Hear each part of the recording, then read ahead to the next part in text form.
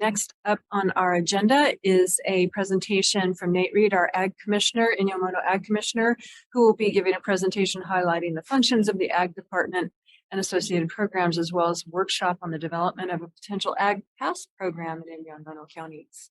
Welcome. Yeah, good afternoon, Madam Chair, members of the board. Yeah, this originally was an item to talk about briefly, one of the projects we have going in the Ag Department, which is an Ag Pass, but then I was asked to go ahead and just give an overview of the entire department. So I'm glad that you all got a chance to get up and move around, you know, and wake back up because, you know, don't want anybody dozing off during this. Not at all. And so, you know, there's a lot of different things we do. You can see like up there in the corner, agriculture weights and measures, OVMAP, which is the mosquito control here in the Owens Valley, Eastern Sierra Weed Management Area. We do mosquito control in Mammoth Lakes as well. And we are the Commercial Cannabis Permit Office. And I put some of our partners and associations up there just to remind me to outline that we are the local enforcement arm of the California Department of Food and Ag in a lot of cases. And our other state department that we're the local enforcement arm is the Department of Pesticide Regulation, which operates under California EPA. And so we do all the regulatory work on the local level for those. COCASA is the California Ag Commissioners and Sealers Association. And so that's the association that I'm a part of.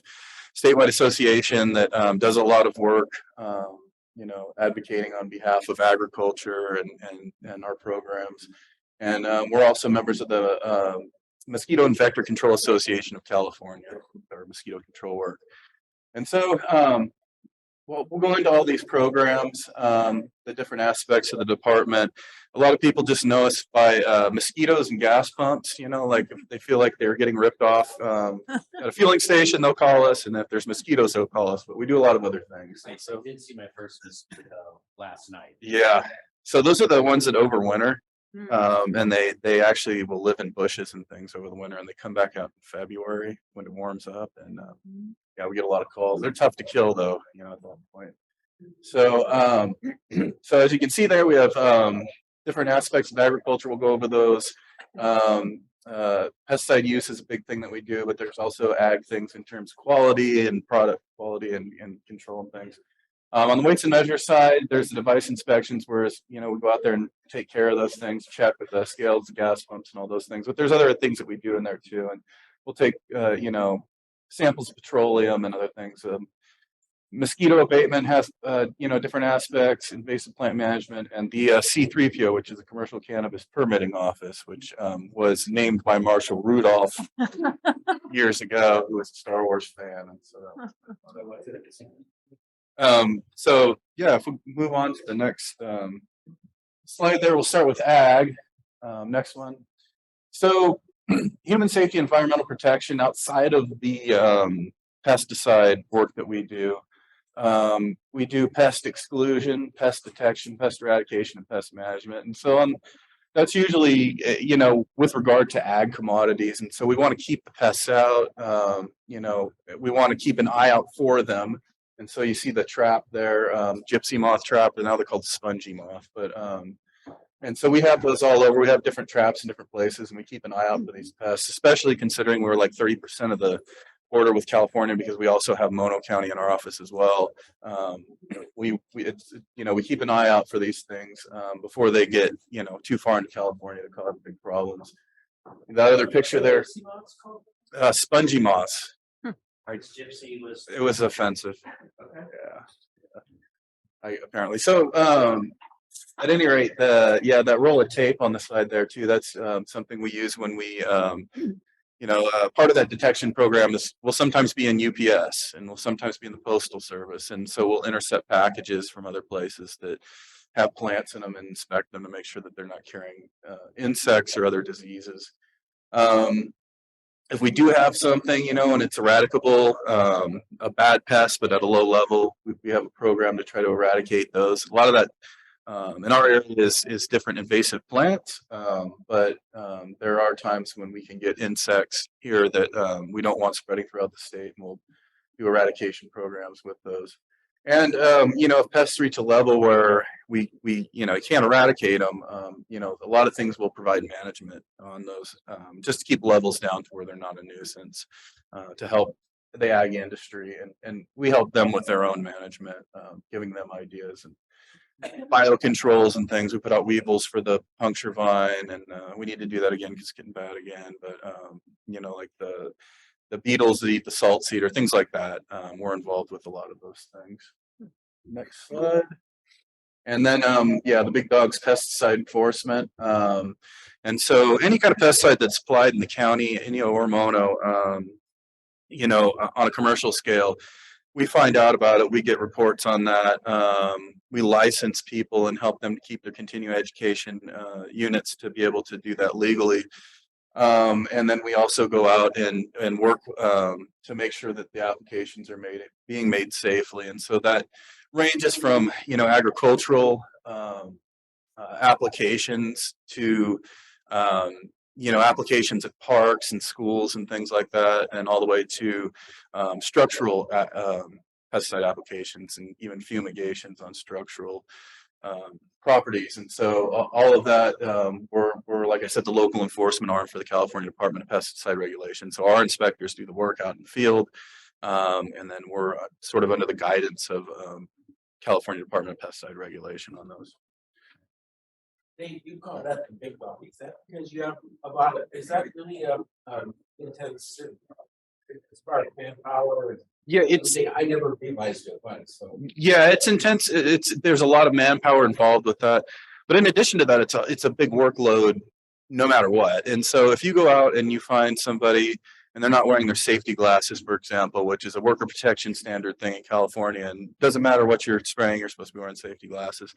There's a lot of paperwork that comes behind that. Even if you're not citing somebody or anything, you have to write the notice of violation, notice of violation. We have to write a decision report, which goes to the state, and then they review it. And, we have a work plan with the state that we have to review every 3 years. So there's just a lot that goes on with it, not just in the field, doing the regulatory work, for example, but also in the office issuing permits and things. And so, there's certain restricted materials that people use, and they have to have a permit to do that.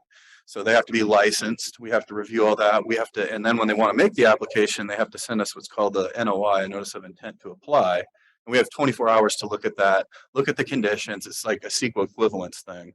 And then say, yes, you can apply, or no, we, think you shouldn't, or yes, you can apply with these mitigations in place. So there is a lot to it. Yeah, it takes up a lot of time, especially certain times of year. It's somewhat seasonal, but structural is always going on. So, and anything that's considered a pesticide, or anything has pesticidal qualities, considered a pesticide. And so, if somebody's putting chlorine in a pool in the summer at one of the hotels or something, and they're an employee and it splashes in their face and they end up in the ER, we have to follow up and do the investigation on that. So, antimicrobials, bleach, chlorine, any of that is considered a pesticide. So we end up with a lot of things coming from the hospital over silly, but we have to follow up and make sure that they did all their training, they have all their records, they have all so. Yeah, and then so consumer protection, product quality.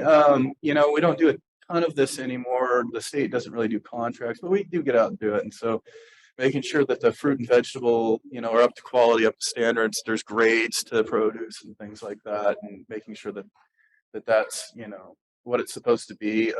Egg quality control, which okay, so now eggs are really expensive, and so this has turned into a thing. But we do go out periodically. You can see that center picture there is one of our inspectors, Dave, and he's candling eggs. And so we have this thing, and it shoots light through the eggs, and you can see if there's blood spots in there. You can tell.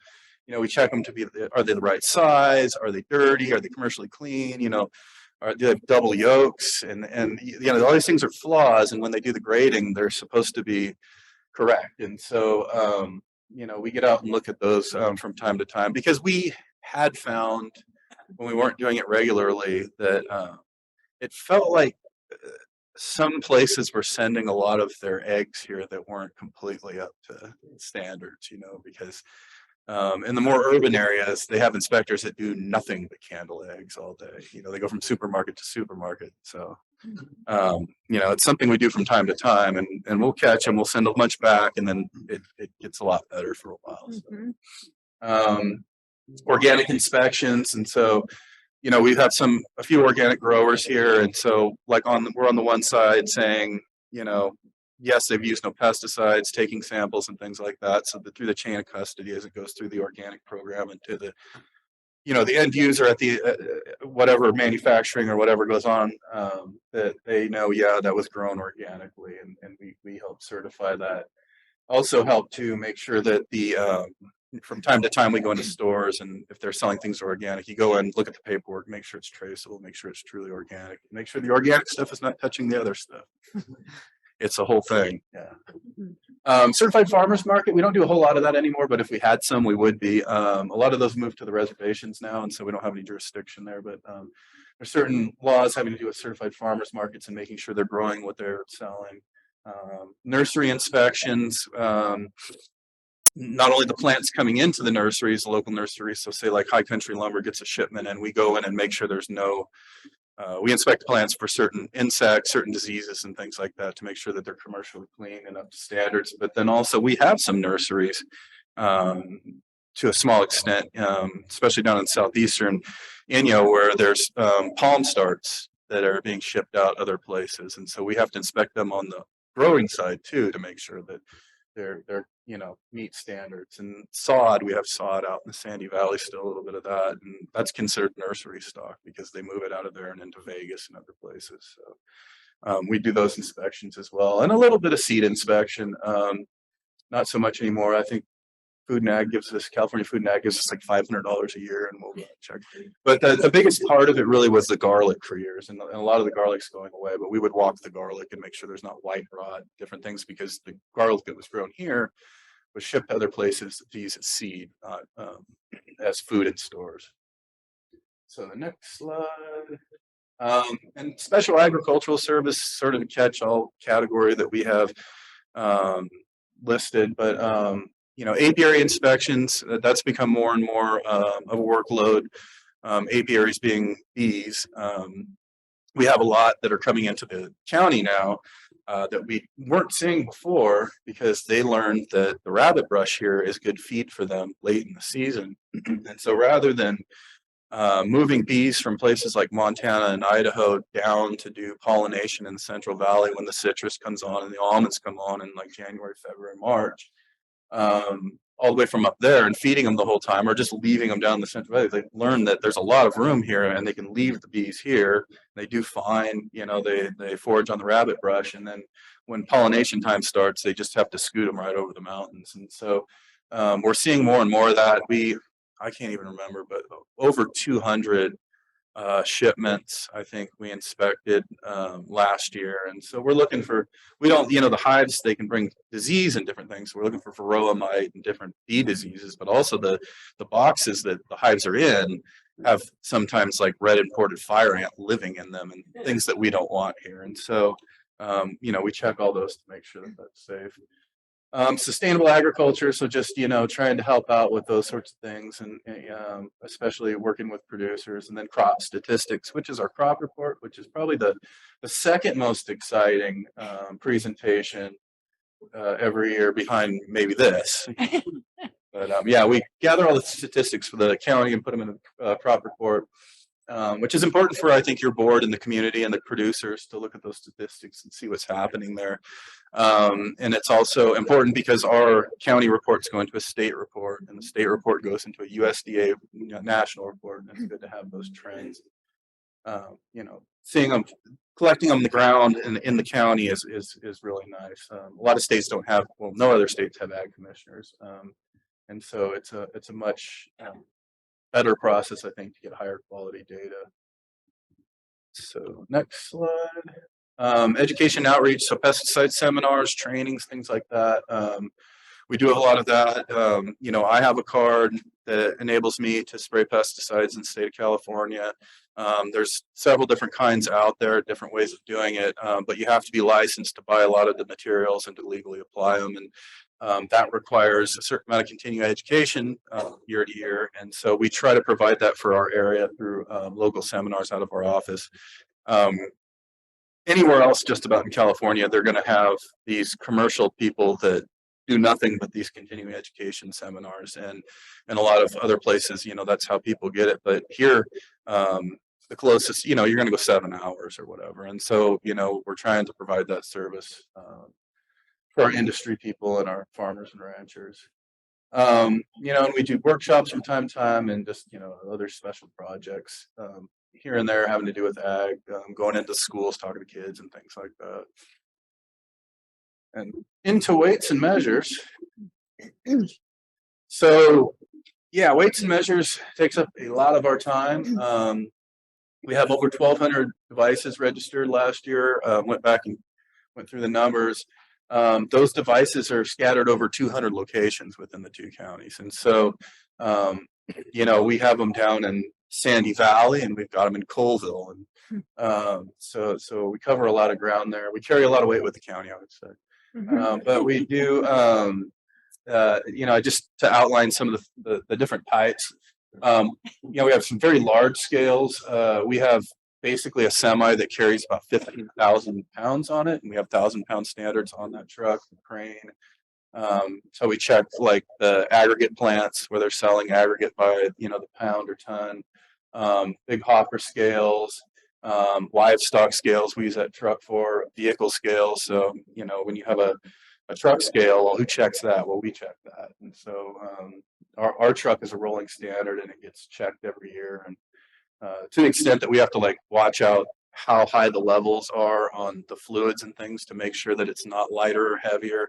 We have a sight gauge on the gas tank, and we have to deduct for the amount of gallons of diesel that's missing out of the truck. We do those things. So kind of an interesting part of the weights and measures stuff. We do all the little retail scales, so every counter scale and meat counter, deli, or even down to jewelry scales, and sometimes the scales that they use to fill prescriptions.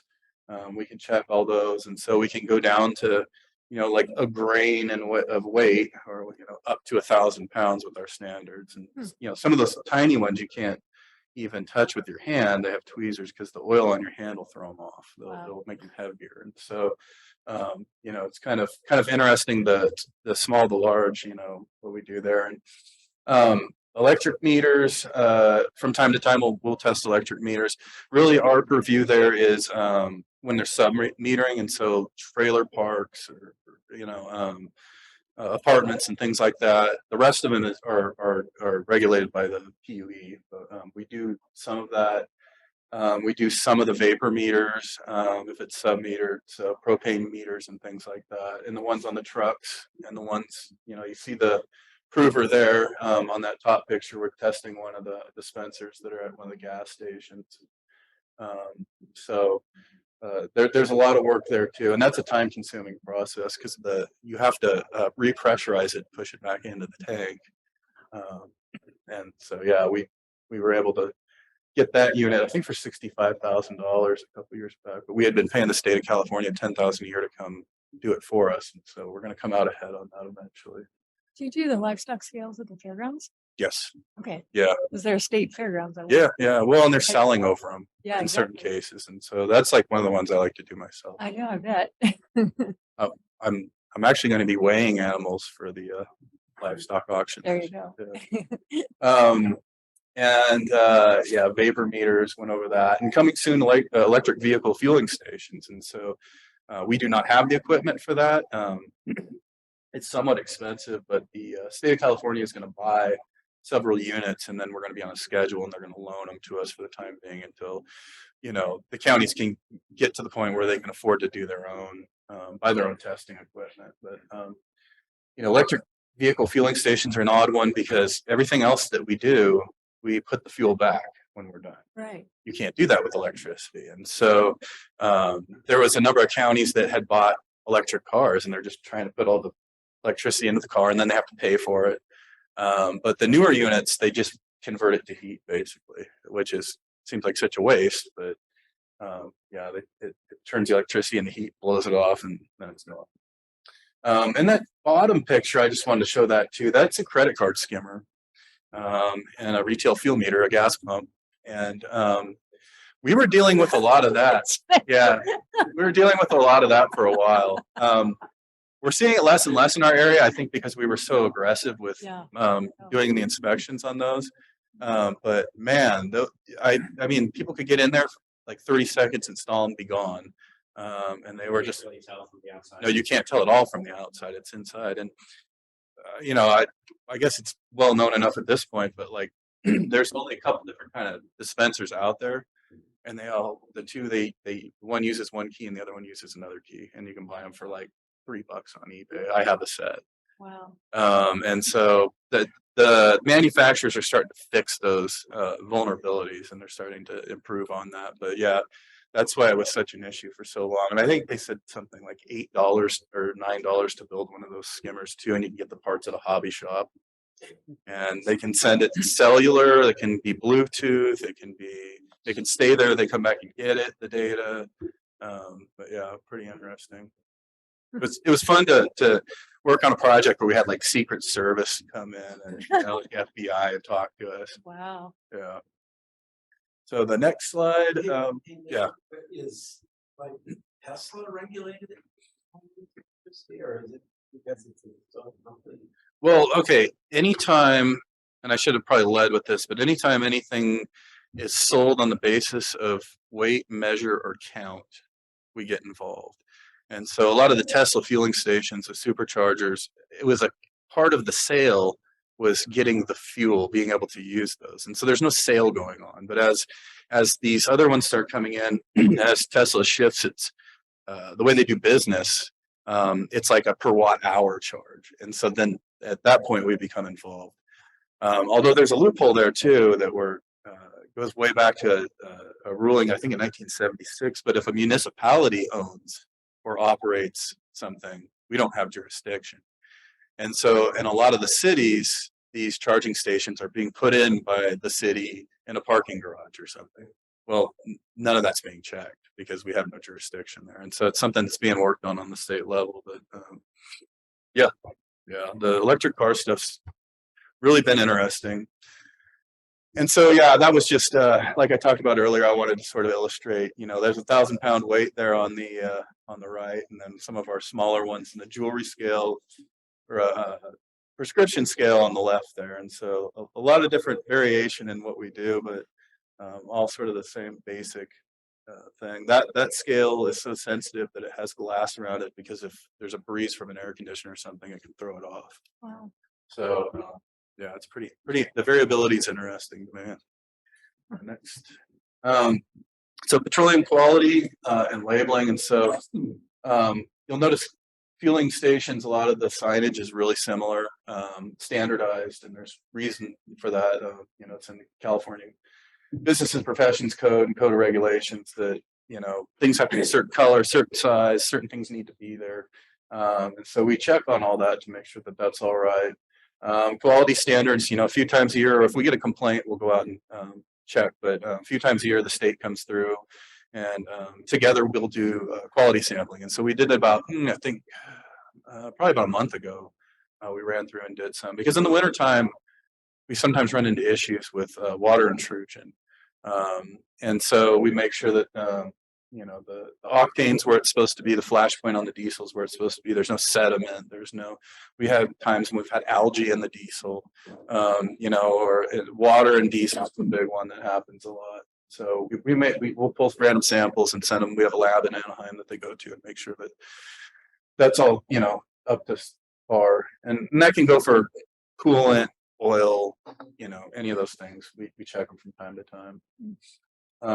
And then, like I said, the signage and information that's presented at fueling stations is consistent with regulations. So that's sort of a big one. We'll see, you know, certain stations, a lot of the readouts will be partially, you know, not functioning. We have to be able to read them, you know, if you're the customer, and so that's not okay.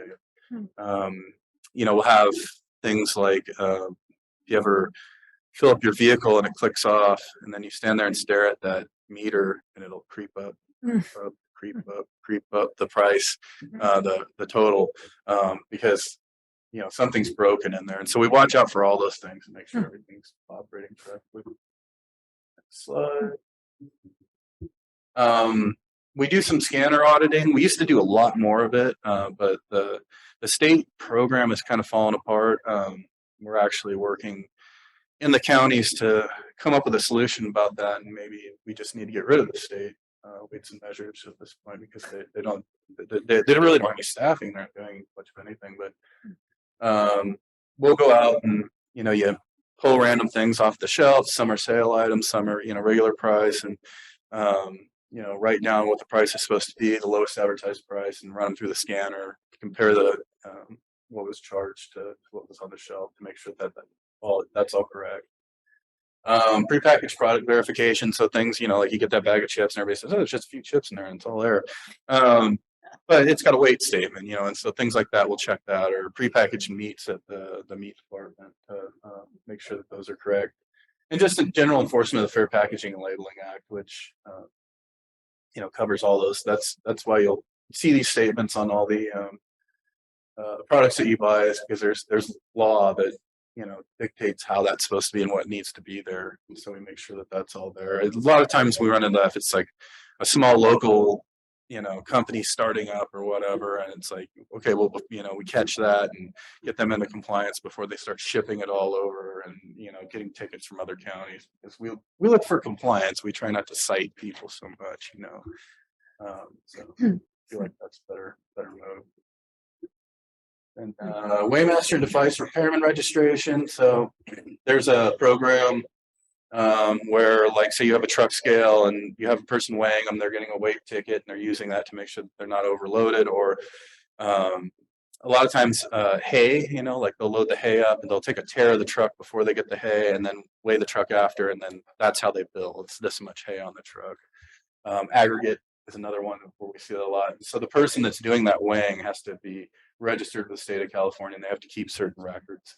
And so we'll go in and audit those and make sure that they have everything they're supposed to have. And anybody that works on a weights and measure device in the county has to register with us. So, we know they're out there, and they have to, when they do certain work, they have to send us notice that it's been done so that we know what's going on out there. And next slide, mosquito abatement. Yeah. So the mosquito abatement program, like I said, we have, the Owens Valley Mosquito Abatement program down here, which covers basically Alancha and Keeler on up to Bishop. And then there's a small mosquito abatement district in Mammoth Lakes that they contract with us, and we do the work up there for them as well. And the biggest part of it is always, people, they don't like mosquitoes because, they're annoying and they're mosquitoes that bite. But a big part of what we do has to do with disease. And so, mosquitoes kill more people every year than anything else combined through disease transmission. And so we do surveillance, trap mosquitoes, check for West Nile virus and other diseases. We would look for Zika if we had some of those exotic mosquitoes. We haven't found any yet, but like St. Louis encephalitis, something that gets horses. And so we check for all those things. We send out pools to a lab, and they make sure that we don't see that there. And when it does pop up, it's good for us to know, and we get really aggressive with what we're doing. It's usually late in the year on a high runoff year. So this year, there's a fair chance we're going to see some West Nile, but we'll see what happens there. And then we did this, the monitoring is just to see what the populations are like. And so, we famously, I believe, do such an incredible job with mosquito control that we'll get calls at the office that I saw a mosquito, on my back patio at dusk. And it's like, okay. Yeah, we're surrounded by water in a lot of these towns and things. But I just attribute that to the wonderful job that, our technicians are doing out there in the field. But if we are getting complaints, we want to get out there and trap, because we want to know what the species is, so that we know how best to deal with them. Some of these are floodwater mosquitoes. And so the eggs will sit dormant in the mud for years and years and years. And if the water comes up and soaks it, they hatch out. There's different ways of dealing with that than just like standing water mosquitoes or mosquitoes that come out of breed in the tules. And so if we can find the bigger problem there and mitigate that, we'll do that. and certainly then there's some adult deciding that we'll do if things get to a certain level where the nuisance is just really bad or we're seeing a lot of disease. And the next slide, I think I jumped the gun a little bit. Yeah, here's control. So water management, like I said, certain things that you can do culturally. And so we try to do that, source reduction, keeping water moving and things like that. Vegetation control can be a big one. Not only just for our access, but because some of the mosquitoes, it provides cover for them, it helps them to move. When the larval stage, we have, you put in, because they got this little tube, and they float on the surface of the water when they're larvae, and they breathe through that. And so we have oils that you can put on the water, and it spreads out and breaks surface tension. They all fall down, and then they drown. But then we also have Bacillus thuringiensis and israelensis, which is, it's a pesticide. It's a bacteria that'll get to their gut, and it's sort of specific to them, and it'll kill them before they become adults. And then adult control will do, adulticiding, fogging sometimes. It's really expensive, and we try to avoid it whenever possible. I think the last time I did an analysis on it was running about $700 an hour to fog. But if it's really bad and we're seeing disease, and that's what we have to do, we'll do it. And then barrier treatments is something we've been doing more and more, especially down by like Keeler, where there's nuisance insects that aren't particularly mosquitoes or things. But this thing will put down it shoots the pesticide out and puts down sort of a line of it outside of town, and they don't like to cross it. And so that's been kind of fun. And we got some pictures there. That's up there on the upper right is a fogger or a mist blower that we use for the barrier treatments. And then back in 2017, when we had a whole lot of West Nile and a whole lot of runoff, we were able to talk DWP into helping us with some applications. And so we brought in a helicopter with a giant hopper underneath that went along the problem spots on the river, and we were able to really knock the populations down. So that was kind of a fun thing. And we've messed around with drones a little bit, but we haven't found a really good way to utilize them. I think if we ever do, what we'd be looking at is they make these bricks that are, they're like the Bacillus thuringiensis or whatever, but they slowly break apart over like 30 days. So you get 30 days of control. So if we have problem oxbows on the river that you cannot access, maybe we fly the drone over and drop those in there. It happens a lot around Bishop. We get these oxbows that you just can't access. Yeah. I joked with Aaron Holmberg about building a cannon to access his spots, and it took him. He didn't think I was joking at first. He did.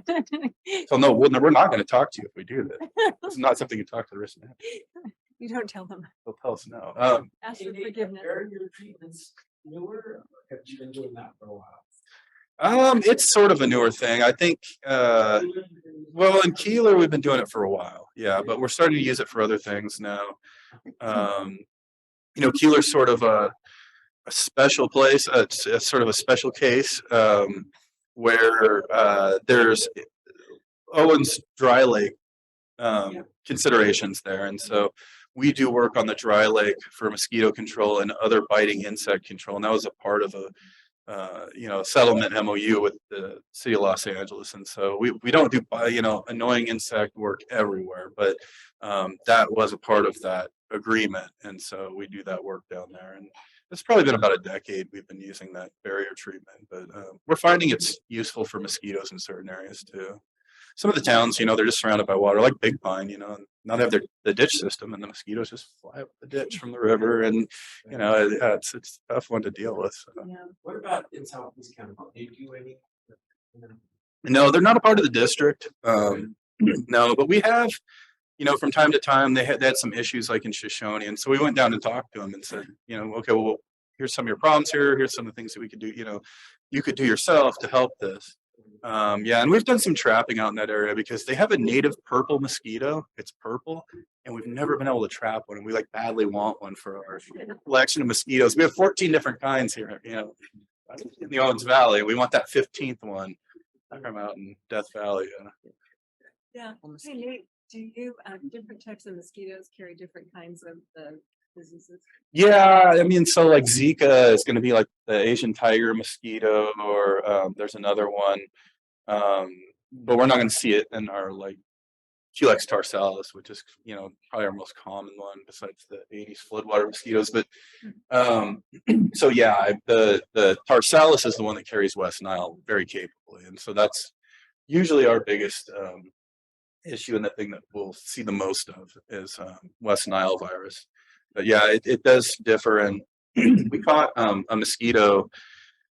Gosh, probably 5 years ago, right when the Zika stuff was really big. And this always happens when I'm out of town. I go to out of town for a conference, and the guys call me, like, "Oh my gosh, we got," and it's like I think it's an Asian tiger mosquito. Look just like it. And so we had the state involved, and it turned into this whole thing. And it turned out we have a native one here that is really rare, and it just has one stripe not on its forehead that the other one has, and it only breeds in holes in trees, like crooks in trees.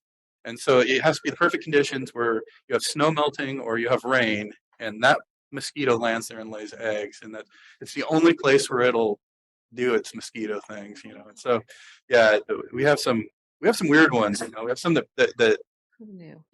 they lay eggs in the snow cups. Yeah. And that's the only place snow melt mosquitoes. And Yeah. so, like if you've ever been up like Pike Pass, or and they're real bad up there, those are usually snow melts, and they're real aggressive and nasty. I mean, I would be too if I grew up in a snow cut. So next slide. We do a lot of outreach with mosquito control because the mosquito control, 90% of the stuff that we can't control is people's pools in their backyards, tires with water in them, things like that. So we try to do a whole lot of outreach on how people can help themselves. I mean, we do from time to time, if we have a problem in a neighborhood, we'll go house to house and say, "Hey, can we look around?" And we'll find something. But it's better if people do it themselves. So we do a lot of outreach on that, and just what we do. There's a Facebook page, and a lot of information goes out on that page, so that's a good one to check. We've been doing those updates every summer to both boards, kind of explaining what's going on out there, what we're trapping, and what the issues are. But those are also public, and I believe they go on the website, and so anybody can take a look at those.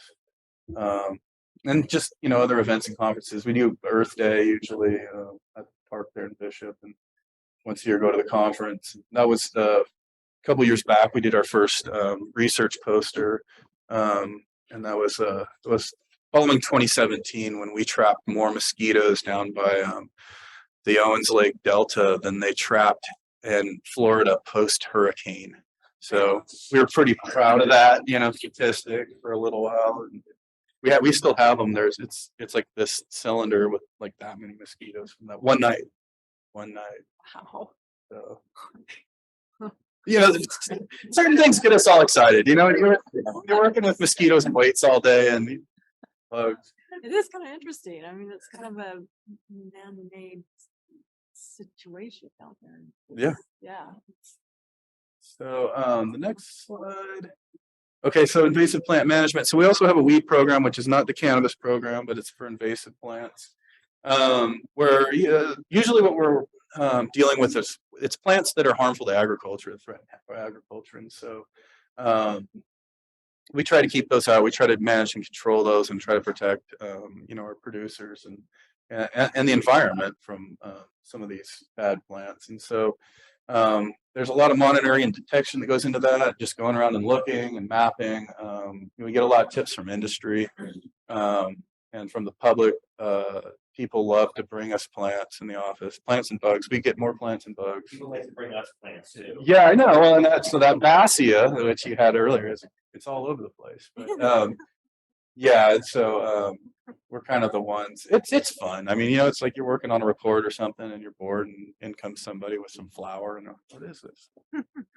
And then from other agencies. And so the thing about the weed program is we're one sort of entity in the Eastern Sierra Weed Management Area Group, which is meant to be a cooperative, multi-jurisdictional group, and we function that way. And that way, weeds cross boundaries, and so it's good to work together. It's good to know what's going on, and pool resources in certain cases, and it allows us to apply for certain types of grant funding too.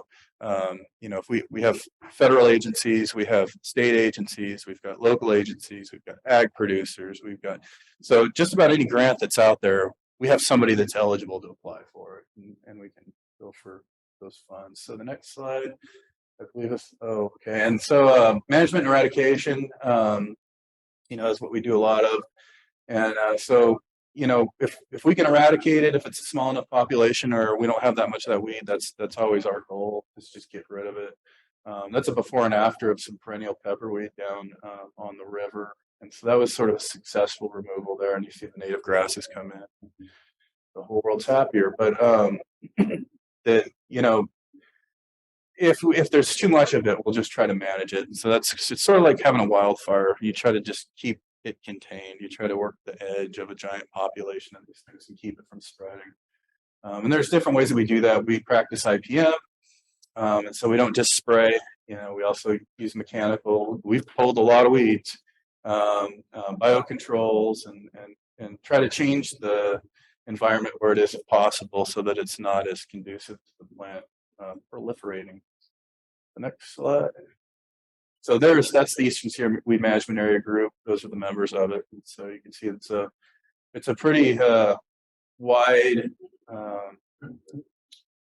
collection of stakeholders, and it allows us to really get a lot done when we have an issue, because we have a lot of interaction there and a lot of support from all those agencies. It is the Resource Conservation District. What's happening? Yeah, that I don't know. And that one probably, I mean, they are officially a member, but I haven't heard anything more on that since we were looking at it for the Ag Advisory. Okay. Wondered if we, Yeah. okay. So then the next slide, we get into public outreach and education. So we do a lot of, you know, outreach on weeds, and we had, you know, that Dalmatian Code Flax poster. We had some of that in neighborhood in Mammoth, and so we went around leaving those, and all of a sudden everybody's pulling the toad flax, you know, and so it was great that we get a lot of help from the public that way if they know that it's a bad thing. That population was actually hydroseeded in by a company doing work on the yard, but bad dirty seed, you know.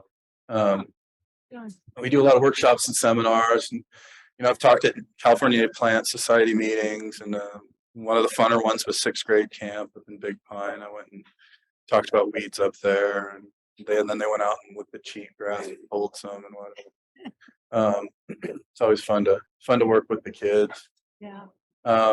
And just presentations at different events, and like the fair, you know, we are usually at the fair, mosquito control and everybody else. Sometimes I bring 1,000-pound weight because, you know, wonder which guy is gonna, you know, think he's like a manly man after drinking a little. So yeah, so we do a lot of outreach in those events, and it's a lot of fun. Just so people know things we do. Sure. So next slide. And then there's the, you know, newly added somewhat commercial cannabis business licensing component. So we do the business license side of things, where we evaluate the applications to bring to your board with recommendations, so that your board can either issue or deny those. And so we also do the renewals. We do inspections on those, which works out fine because, you know, like in the cultivation realm, we may be doing a pesticide inspection too. We may be doing a weights and measures inspection too. So it kind of makes sense. We can go down and do all of these things and do the inspection for the county permitting office, and make sure that the companies are complying with what they need to comply with locally here, including what they're supposed to be doing for the communities, you know, and their wages that they're paying, that they claim they would pay, and things like that. We make sure that's all consistent with what they put in the application. And yeah, and we coordinate with state and local partners on that, and you know, that's kind of that. There's not a whole lot to it once we issue the license. The inspections are pretty straightforward, and usually about once a year. So there was an article that said something about how we were harassing the growers with their constant inspections, and it's thinking once a year, that's Pretty tough. pretty bad. But so at any rate, I think that's the last slide on the overview portion. But happy to answer any questions that you might have, or any thoughts. No, any questions, comments? discussion. I mean, I think it's more exciting than behavioral health. But Just I'm back biased. to, Did you already talk about the egg pass? Not yet. No, we're doing. I'm going to go over that next. That's next. Yeah. Oh, excuse me. Yeah. you talked about the barrier for the mosquitoes around, so up in the Bishop area where DWP has open land intermittently, do you have a lot of work to do in those areas or? Yeah, well, most of the work that we do is on DWP land. You know, it's where they're spreading water, and things like that.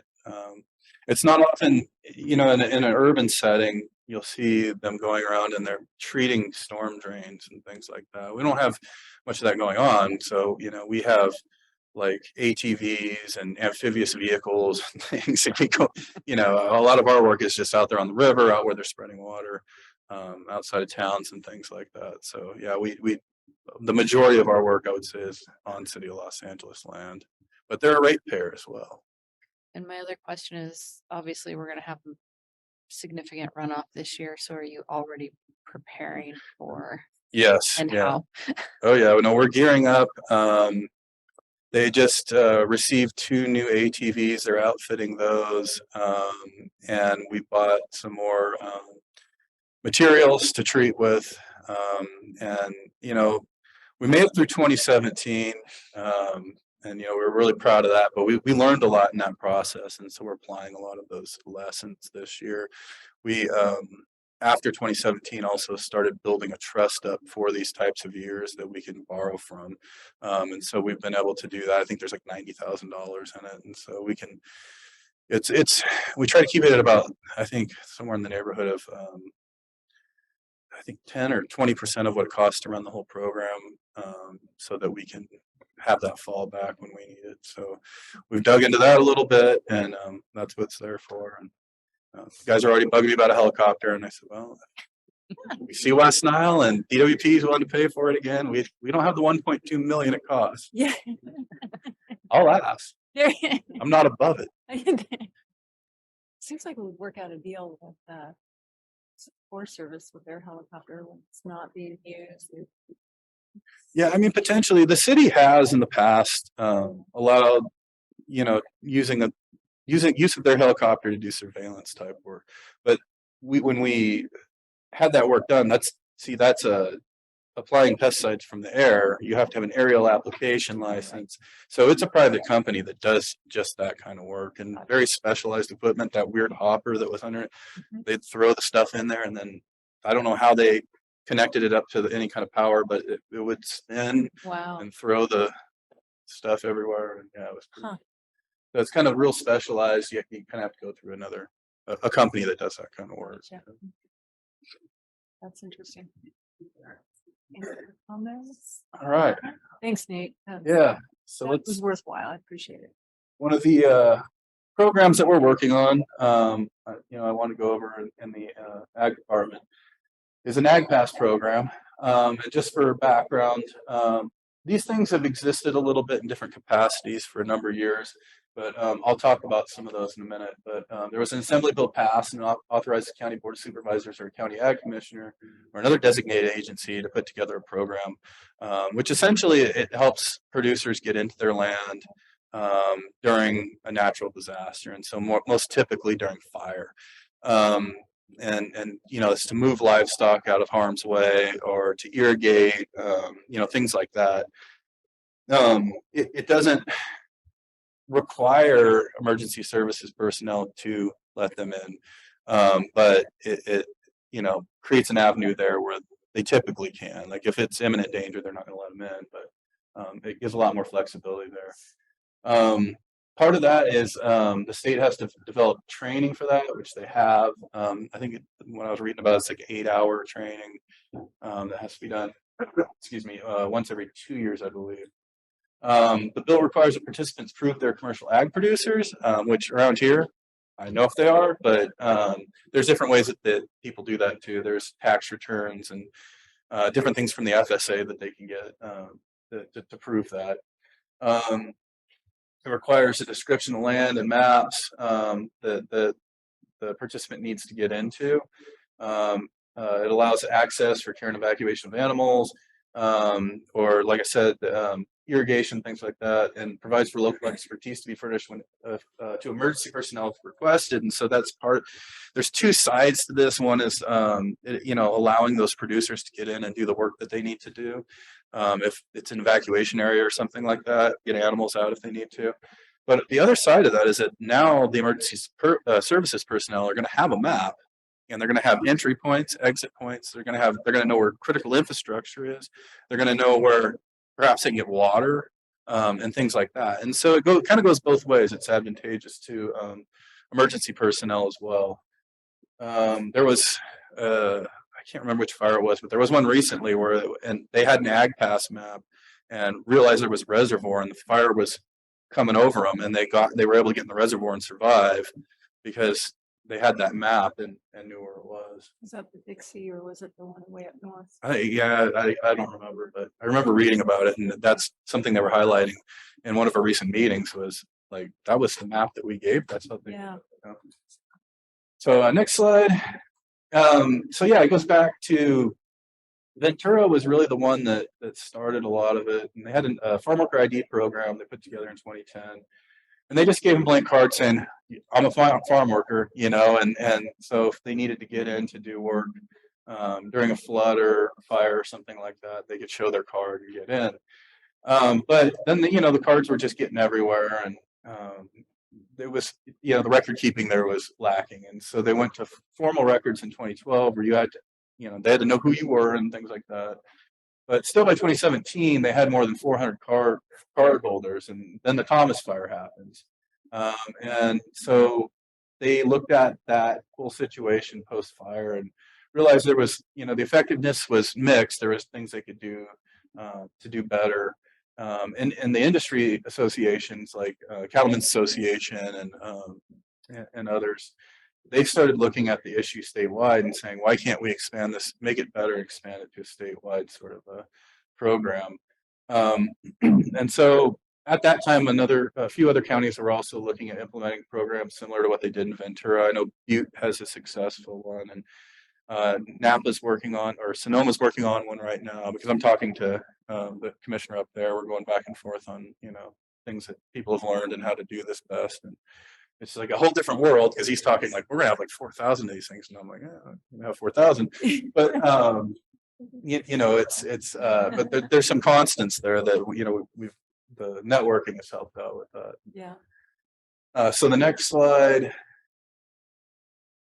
So getting further into that. So they had the ag passes in place for a few years, and they had over 400 card holders, like I said. And the mixed results were, they weren't communicating very well with the emergency personnel and the first responders and things. It's like they rolled out a presentation on it one day and then never came back and reminded anybody that this thing existed. So you have turnover in staff and different things people forget. And so they were showing up with their cards trying to get in, and they're saying, we don't know what this is. And so one of the things that was learned is that it's good to have some sort of annual meeting, whoever's authorizing the pass, with, emergency personnel, which could be like a unified command meeting here, and just remind everybody this is what this is, and this is, what it's meant to do. And don't forget we have this. So as a result of that, some people couldn't get their property. But some were able to easily get in, and it worked really well for those that did. And like I said, there was information during that fire given to emergency personnel regarding infrastructure locations and safe areas for emergency personnel. And so, those maps came in handy, and things like wellheads, and they knew where they were, and they knew they'd go out there and protect those, power lines, other infrastructure things. It helped them to work safely and more effectively. Next slide. And so like I said, emergency personnel need to be aware of the program. And then law enforcement and fire need to be a part of creating the passes, they learn too, because, there's standardized passes. And so there's certain things that law enforcement and fire are going to want to see on those. And so as I'm working on this, that's what I've been reaching out to law enforcement and fire to see what their needs are to make sure that we're meeting those needs. And there should be a plan in place regarding educating local personnel before a fire occurs, but also the personnel from out of the area during an active fire event. So, you know, what we have here in a lot of places in California, once the fire grows to a certain level, you just have everybody coming in from everywhere. Well, there needs to be someone briefing people at the IC as these new personnel come in from other places. Hey, we've got this ag pass thing, and this is what it is, so that people know. Next slide. Yeah, and so this is kind of who I've been reaching out to. There's local interest here. I heard from a few ranchers. You know, it's like I kind of went back and forth on it. Like, do we really need this? Because everybody kind of knows everybody. You know, like our sheriff's department people, if they have a road closed, they know this guy's got a ranch up here. But we do get people from out of the area that may be manning a road closure or something like that. And so, yeah, I get to the value in it. And I think it would be a good thing to do.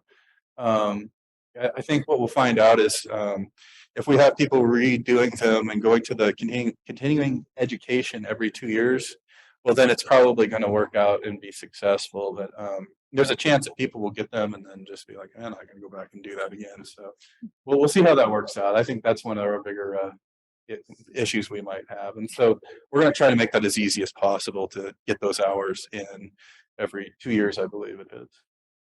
The next slide. So these can be done out of the Ag Commissioner office, and it could be done by your board or anybody you designate.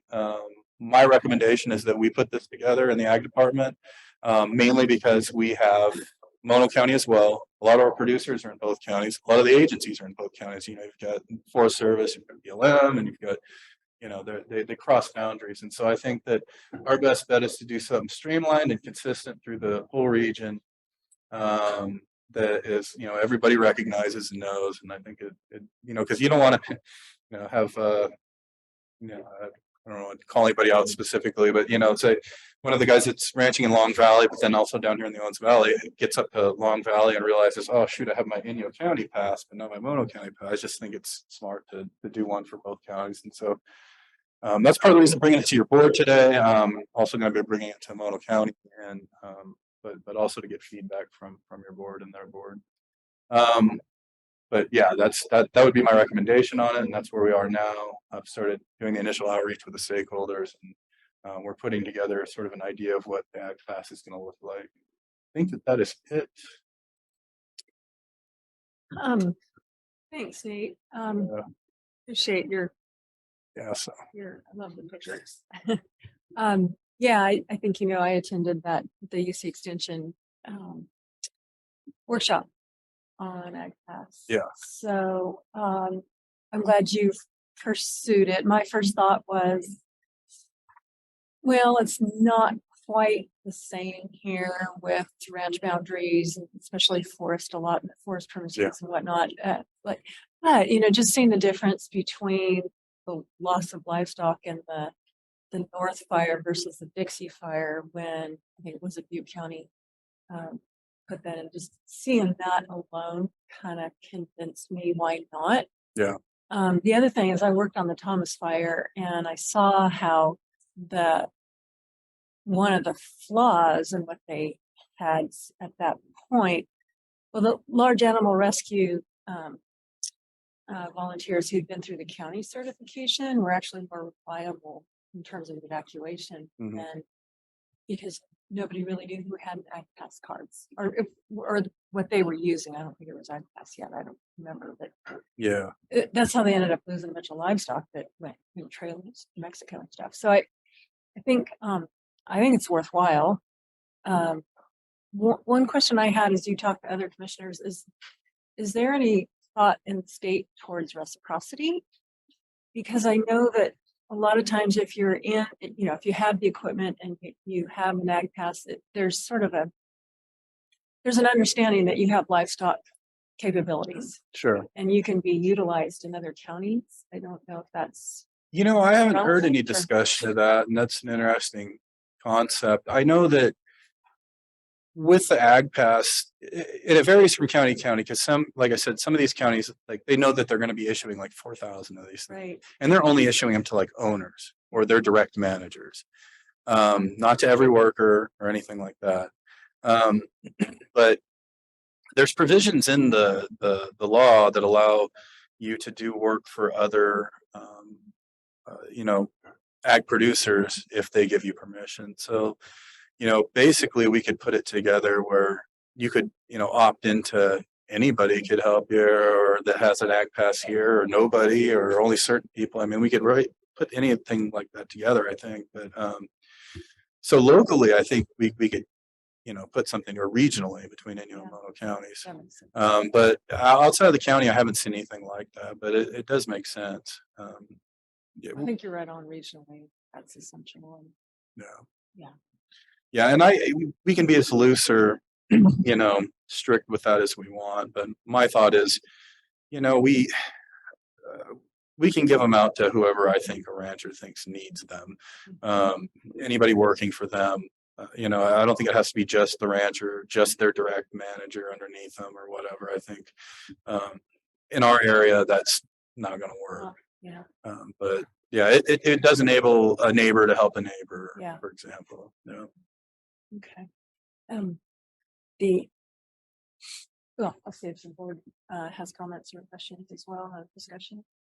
I'm just curious about smaller scale, specifically to livestock. You know, in our whole county, there's the broad spans of ranches, but then you also have horse property in basically neighborhoods.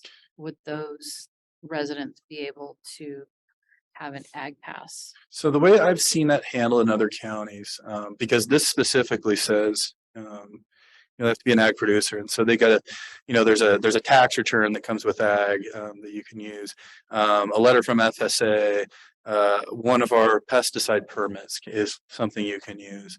There's specifics called out in there, but I think there's a lot of latitude to do what you want to do. But in other counties, like especially with things like horse properties and horse owners, what they're doing is they're excluding them from the program and saying, okay, that's an animal control thing, that's not an ag thing. And so if we need to put together a program to evacuate horses and stuff, that needs to be under animal control. And so that's what I've seen so far in other places. But I mean, we could tailor it to however we wanted to tailor it.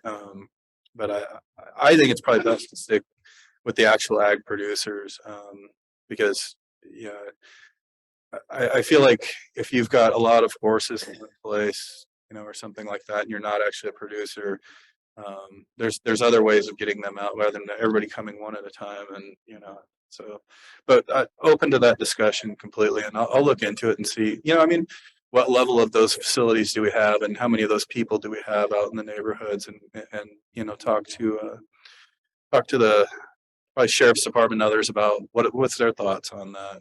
How do they think that would be best handled? One thing I was going to mention, because that's a really good point. I think it came up in that workshop with smaller boutique operations and whatnot.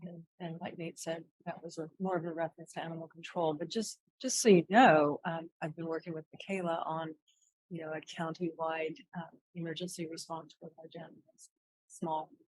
Yeah, so mostly, so she has in the database, she's been together for the wildlife or for the emergency response, you know, connected network, right, of people who could evacuate 2 horses or a bunch of sheep or some goats. Yeah, and I think that was the slippery slope too, was in some of these other counties was, okay, so if we give them out to people with horses, do we give them out to people with chickens? Do we give them out to, and then there's gonna be people that they're gonna say, well, I want to go get my dog, Right. you know, and I want to go get, and It needs to stay at the commercial producer level. yeah, and so that's why everybody's kept it there, and that's why that bill had provisions in there to, you know.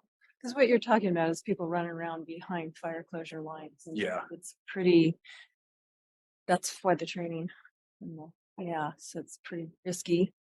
But it's a risk that a producer, if they're trained, wants to be able to take and not be locked out. Sure.